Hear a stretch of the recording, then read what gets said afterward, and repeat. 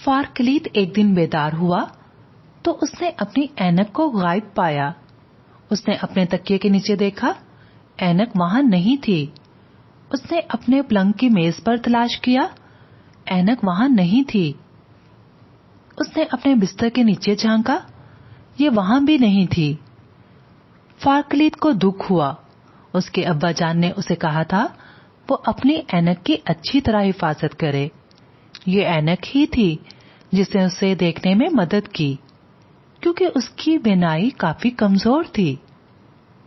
इस ऐनक की कीमत भी उसके अब्बा जान के लिए काफी कीमती थी। फारकलीत नहीं जानता था कि अब आगे उसे क्या करना है। क्या मैं अब्बा जान को बता दूं? उसने सोचा। वो मुझे डांट सकते हैं। क्या उनके जागने से पहले मैं इसे तलाश करूं? हाँ, मुझे ऐसा ही करना चाहिए। फारकलीत ने फैसला किया, लेकिन इससे पहले मुझे अल्लाह से इसकी तलाश में मदद चाहिए। चुनाचे फारकलीत ने 2 रकत नवाफिल अदा किए और सजदे में ढेर सारी दुआ की कि अल्लाह उसकी ऐनक अता फरमाए। इसके बाद उसने थोड़ा जिक्र किया और कुरान पाक की तिलावत की, इस बात को यकीनी बनाने के लिए कि अल्लाह उससे राजी है।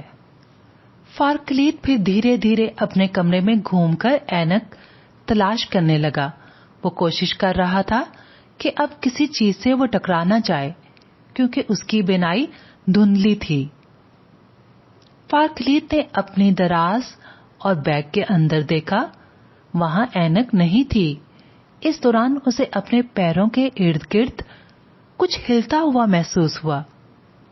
ये कोको उसकी पालतू बिल्ली थी। फारकलीत बिल्ली को छूने के लिए नीचे झुका और बोला, प्यारी कोक, अरे ये क्या है? ये मेरी ऐनक है। फारकलीत चीखा। यकीनन कोको ने ही सारे घर में फारकलीत की ऐनक लगा रखी होगी। अल्हम्दुलिल्लाह, फारकलीत ने प्यारी सी मुस्कुराहट के साथ कहा। अल्लाह बहुत मेहरबान है। जब आप उसे पुकारते हैं तो वो हमेशा आपकी मदद करता है। फारकलीत अब बहुत खुश था।